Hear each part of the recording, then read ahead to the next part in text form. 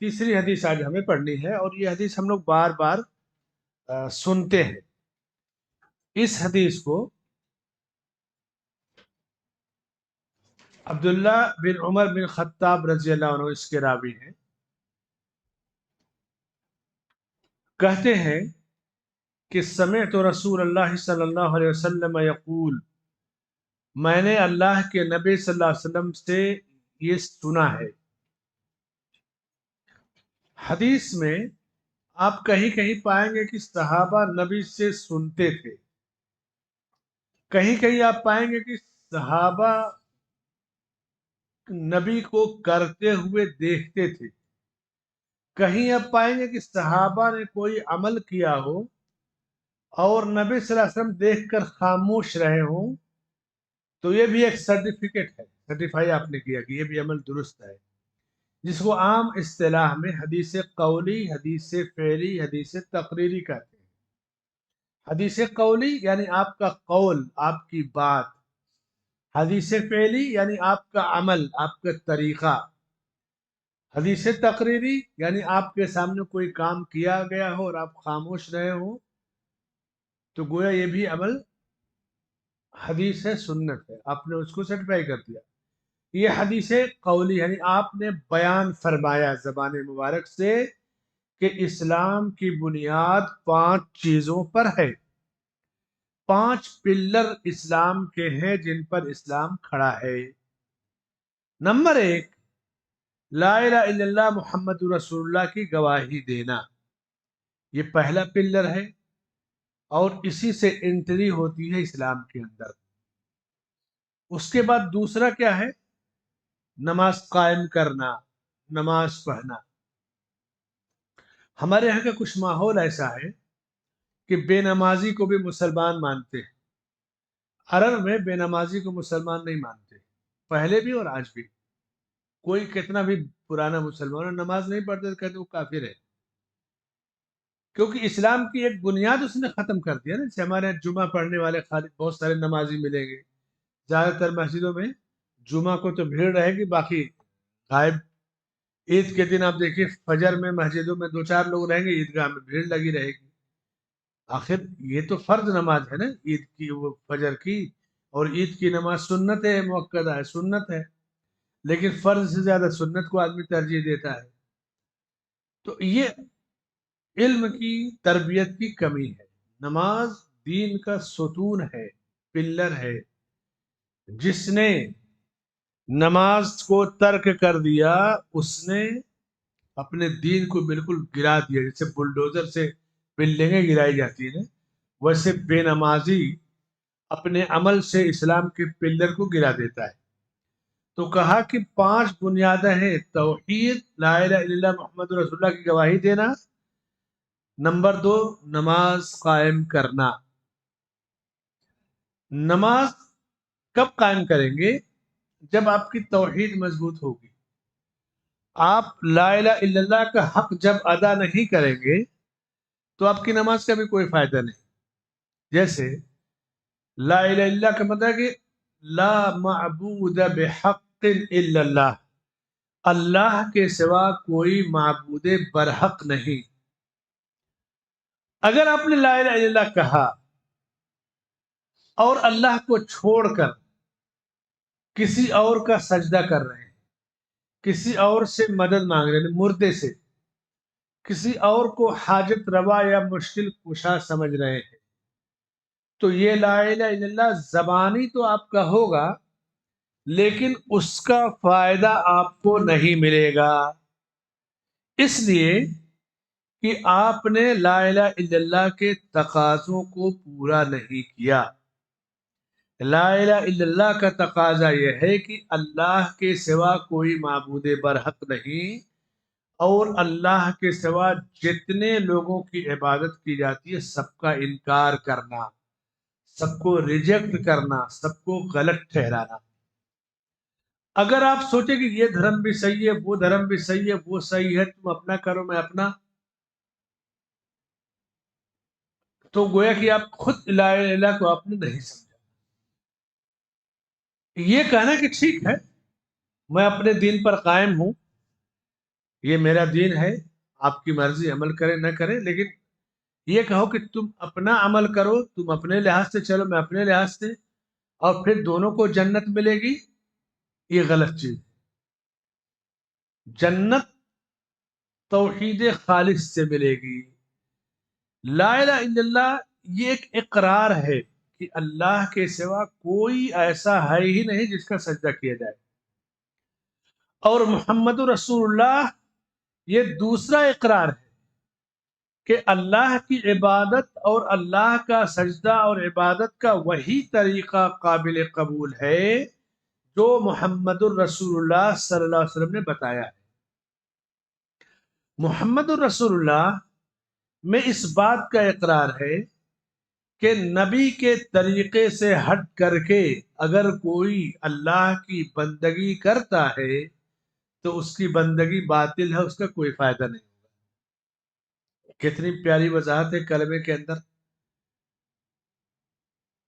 لا الہ الا اللہ کا حق بغیر محمد رسول اللہ کے ادا نہیں ہوگا۔ عبادت کا وقت بھی محمد رسول اللہ صلی اللہ علیہ وسلم نے مقرر کیا، عبادت کی تعداد مقرر کی، عبادت کا طریقہ مقرر کیا، ساری چیزیں آپ نے بتائی ہیں۔ کوئی چیز آپ باہر سے پا ہی نہیں سکتے۔ اللہ کو راضی کرنے کی کوئی بھی ترکیب، کوئی بھی طریقہ آپ محمد رسول اللہ صلی اللہ علیہ وسلم کے بغیر نہیں پا سکتے، اور اگر نبی کے طریقے سے ہٹ کر کے آپ نے عبادت و بندگی کی تو آپ کی عبادت باطل ہے، وہ طریقہ غلط ہو جائے گا۔ تو اسلام کی بنیاد 5 چیزوں پر ہے۔ نمبر 1 لا الہ الا اللہ محمد رسول اللہ۔ اس کی اور بڑی تفصیل، بڑی وضاحت ہو سکتی ہے۔ اب ہم پھر آگے بڑھتے ہیں۔ پھر نماز قائم کرنا۔ اب نماز کے بارے میں آپ نے ایک گائیڈ لائن دے دی کہ صلو کما رأیتمونی اصلی، تم نے جس طرح مجھے نماز پڑھتے ہوئے دیکھا اس طرح نماز پڑھو۔ آ گیا نا محمد رسول اللہ کا ذکر کہ نماز پڑھنا یہ لا الہ الا اللہ کے تقاضوں کو پورا کرنا ہے۔ کب پڑھنا ہے، کیسی پڑھنا ہے، کتنی پڑھنا ہے، اب بندہ اس کے لیے محمد رسول اللہ کا محتاج ہے۔ اسی طرح زکوٰۃ کا معاملہ ہے۔ زکوٰۃ یہ لا الہ الا اللہ کے تقاضے کو پورا کرتی ہے، اللہ کا حکم ہے۔ کب دینا ہے، کتنی دینا ہے، کیسے دینا ہے، کس کو دینا ہے، اس کی پوری ڈیٹیل محمد رسول اللہ صلی اللہ علیہ وسلم کی تعلیم میں ملتی ہے۔ حج اسلام کا ایک رکن ہے، فرض ہے، اسلام کی ایک بنیاد اور پلر ہے۔ حج زندگی میں ایک بار فرض ہے۔ کیسے کرنا ہے، کون سی عبادت کہاں انجام دینی ہے، پوری ڈیٹیل آپ کو محمد رسول اللہ صلی اللہ علیہ وسلم کے طریقے میں ملے گی۔ اور آپ نے فرمایا کہ خذوا عنی مناسککم، مجھ سے حج کے احکام سیکھ لو۔ رمضان کے روزے رکھنا، روزے فرض ہیں، اسلام کی بنیاد ہے، اسلام کا ایک پلر ہے، لیکن روزے کب سے کب تک رکھیں گے، روزے کی حالت میں کیسی زندگی گزاریں گے، روزے کیوں فرض کیے گئے، روزہ رکھ کر کے آپ اپنی زبان نگاہ کو کیسے محفوظ رکھیں گے، پوری ڈیٹیل آپ کو کہاں ملے گی؟ محمد رسول اللہ صلی اللہ علیہ وسلم کی سنت اور طریقے میں ملے گی۔ تو لا الہ الا اللہ محمد رسول اللہ یہ پہلی بنیاد اور پلر ہے، اور پورا دین اسی پر قائم ہے، لا الہ الا اللہ پہ، اللہ کی توحید و بندگی پہ۔ اور ہر عبادت میں بندہ محمد رسول اللہ کا محتاج ہے، کہیں کوئی عبادت من مانی نہیں کی جائے گی۔ اپنی مرضی سے آپ نے اگر وقت کے داخل ہونے سے 2 منٹ پہلے فرض نماز پڑھ لی تو آپ کی نماز باطل ہے۔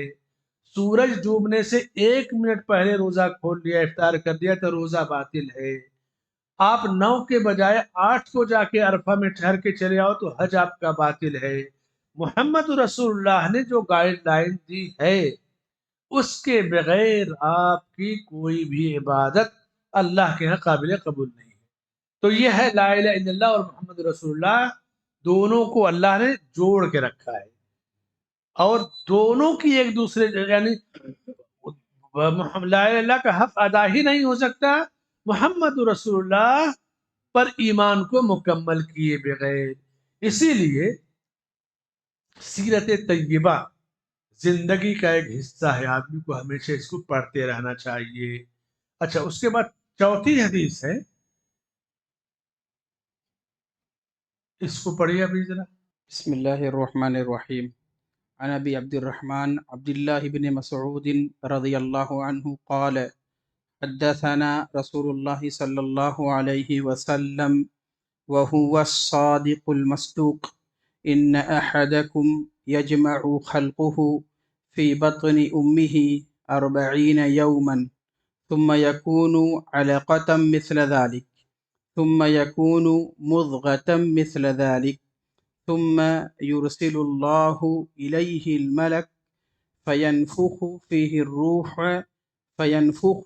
الروح ويؤمر بأربع كلمات بكتب رزقه وأجله وعمله وشقي أو سعيد فوالله الذي لا إله غيره إن أحدكم ليعمل بعمل أهل الجنة حتى ما يكون بينه وبينها إلا ذراع فيسبق عليه الكتاب فيعمل بعمل أهل النار فيدخلها وإن أحدكم ليعمل بعمل أهل النار حتى ما يكون بينه وبينها إلا ذراع فيسبق عليه الكتاب فيعمل بعمل أهل الجنة فيدخلها رواہ البخاری و مسلم۔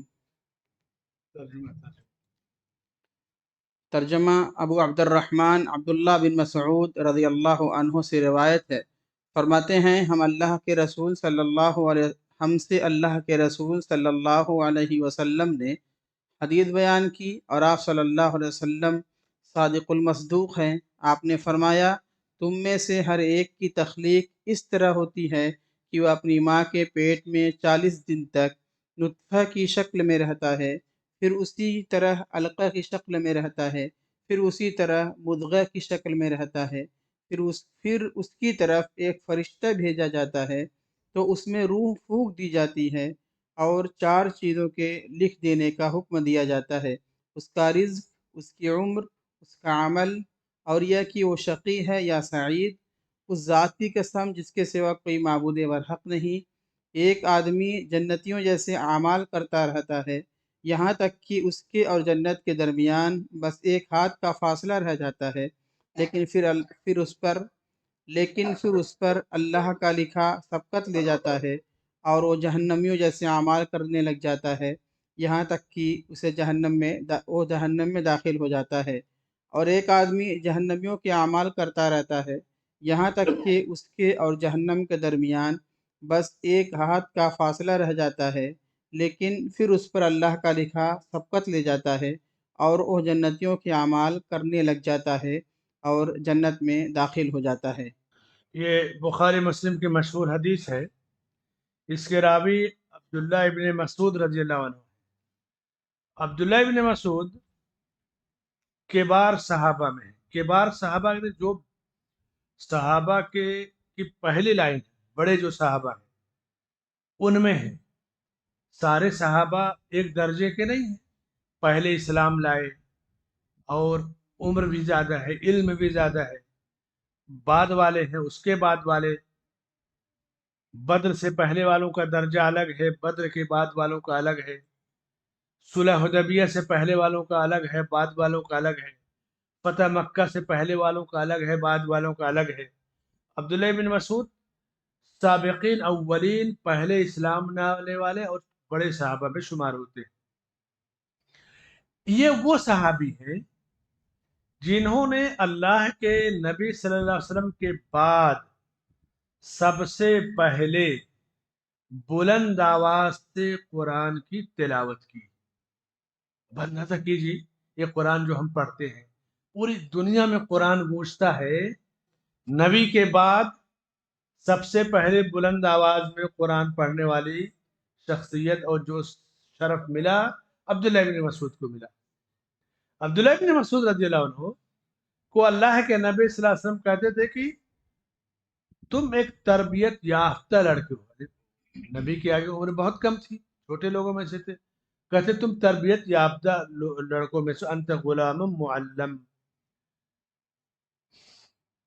उमर बिन खत्ताब रजी अल्लाह अन्हु ने इनको अपने जमाने में कूफा का गवर्नर बनाया था। कूफा कोई बहुत आसान नहीं था वहां की हुकूमत चला लेना। कूफा के बारे में आप बहुत सारे खबरें सुनते होंगे। 32 हिजरी में इनकी वफात हुई। तो ये इस हदीस के रावी अब्दुल्लाह इब्न मसूद, अब्दुल्लाह इब्न अब्बास इस सहाबा के फकीह सहाबा थे जिनको फतवे में महारत थी, इल्म का समुंदर थे। वो इस हदीस को बयान करते हैं। इस हदीस में बुनियादी जो इसका मौजू है, ईमान का एक रुकन क्या है। ईमान के 6 अरकान में अल्लाह पर ईमान, अल्लाह के रसूलों पर ईमान, अल्लाह की किताबों पर ईमान, अल्लाह के फरिश्तों पर ईमान, तकदीर के बुरे और भले होने पर ईमान, मरने के बाद उठाए जाने पर ईमान। तो इस हदीस में ईमान बिल कद्र, तकदीर पर ईमान को मुकम्मल तौर से बयान किया गया है। यानी बुनियादी मौजू इस हदीस का है वो इस तरह से कि इंसान दुनिया में आता है, पूरी जिंदगी इंसान की दुनिया की आप देखिए। एक डॉक्टर होता है, दिमाग का डॉक्टर अलग है, आंख का अलग है, कान नाक गले का अलग है, दांत का अलग है, हार्ट का अलग है, हड्डियों का अलग है, रग का नसों का अलग है, जनरल फिजिशियन अलग है। एक जिस्म अल्लाह ने दे दिया और पूरी दुनिया इस पर रिसर्च कर रही है। औरतों का अलग है डॉक्टर, बच्चों का अलग है, छोटे बच्चों का अलग, बड़े का अलग। इस हदीस में पूरी तफसील बताई गई चंद जुमलों में कि इंसान दुनिया में आता कैसे, आने के पहले, आने के बाद और कब तक रहेगा उसका जिक्र है। पूरी तफसील का जो है इसमें बयान की गई है। फरमाया कि तुम में से किसी शख्स की तख्लीक या पैदाइश का जो मामला है कि वो अपनी माँ के पेट में 40 दिन तक नुत्फे की शक्ल में रहता है। तिब्बी दुनिया रिसर्च करे वो अलग एक पूरी फील्ड है, औरतों का डॉक्टर अलग है, मर्दों का अलग, बच्चों का। हदीस में है कि नुत्फा, आदमी हम को जब अल्लाह औलाद मुकर्रर करता है तो 40 दिन तक नुत्फा असली शक्ल में बाकी रहता है, मनी का कतरा। फिर 40 दिन के बाद जब 40 दिन गुजर जाता है तो फिर दूसरा मरहला आता है कि वो गाढ़ा और जमा हुआ खून बन जाता है। फिर ये 40 दिन तक वो खून अपनी उसी तरह जमा हुआ रहेगा, जिसको है ना खलक़ल इंसान मिन अलक, अल्लाह ने इंसान को जमे हुए खून से पैदा किया। वो जमा हुआ खून कहाँ से आता है? वही नुत्फा जमा हुआ खून बन गया। फिर जमा हुआ खून के बाद तीसरा जो मरहला आता है कि गोश्त का लोथड़ा, खून ही गोश्त का लोथड़ा बनता है। मनी का कतरा, फिर जमा हुआ खून, फिर गोश्त का लोथड़ा, और फिर गोश्त का लोथड़ा बन गया। 40 दिन हुआ, फिर 40 दिन, फिर 40 दिन, फिर चौथी जो पोजीशन आती है उसका जिस्म शक्ल बन जाती है। फिर अल्लाह ताला रूह फूकता है। 120 दिन का पूरा दौर होता है, 4 महीने समझ लीजिए, 120 दिन का। उसके बाद फिर अल्लाह ताला एक फरिश्ते को भेजता है रूह फूकने के लिए। ये रूह क्या है? आप देखिए, इंसान खाया पिया, शादी ब्याह हुई, अल्लाह ने उसको रिज्क अता किया, बीवी अता किया, और फितरी तौर से इंसान ने अपने बीवी से ज़रूरतें पूरी की। वो खून, मनी का कतरा, फिर जमा हुआ खून, फिर गोश्त का लोथड़ा, फिर जिस्म की साख, फिर रूह फूकी जाती। तो रूह इंसान के जिस्म में आ गई तो आदमी जिंदा है, रूह निकल गई तो मर गया। कोई बड़े से बड़ा तंदुरुस्त इंसान हो, रूह चली गई तो उसकी क्या हैसियत है? दफन कर देंगे, जला देंगे, बहा देंगे। इसीलिए मुशरिकीन ने आपसे सवाल किया कि रूह क्या चीज है। यसअलूनका अनिर रूह कुल रूह मिन अम्र रब्बी, कह दीजिए कि रूह मेरे रब का एक हुक्म है। फूंक दिया उसने, जान आ गई। बंदा जब इन चीजों को देखता है तो अल्लाह कितनी बड़ी कुदरत वाला है, कितनी ताकत वाला है। दुनिया में हजारों रूहें, लाखों रूहें फूकी जाती है, लाखों रूहें कब्ज की जाती है, आदमी मरता है, अल्लाह को सबकी खबर है, सबका अंजाम वो जानता है। उसके बावजूद इंसान अल्लाह को छोड़ के पत्थर को, कब्र को, दरगाह को, दरख्तों को पूछता है। कितनी कम अकली है इंसान की। सिर्फ रूह का मैटर देख लीजिए। जिस्म का तो मैंने बताया कि जिस्म के हर हर हिस्से का स्पेशलिस्ट डॉक्टर होता है, 10 साल 12 साल लगा करके उस पोस्ट पर पहुंचता है। रूह के बारे में किसी को कुछ नहीं पता। बड़े से बड़ा स्पेशलिस्ट हो, वो नहीं जानता कि रूह क्या है, रूह कैसे फूकी जाती है, कि इसकी तफसील अल्लाह के पास है। यस्अलूनका अनिर रूह, लोग आपसे रूह के बारे में सवाल करते हैं, कह दीजिए कि मेरे रब के हुक्म से है, तुम्हें तो बहुत थोड़ा इल्म दिया गया। अब उसके बाद रूह फूकी जाती है। रूह फूकी जाती है तो 120 दिन हो गए, यानी 4 महीना। रूह फूकने के बाद अब जिस्म में जान आ जाती है। रेहम में बच्चा है, अल्लाह ताला उसको ग़िज़ा पहुंचाता है। जिंदा है तो ग़िज़ा चाहिए ना, उसकी सांस का इंतजाम, ग़िज़ा का इंतजाम। कितनी बड़ी कुदरत अल्लाह ताला की है।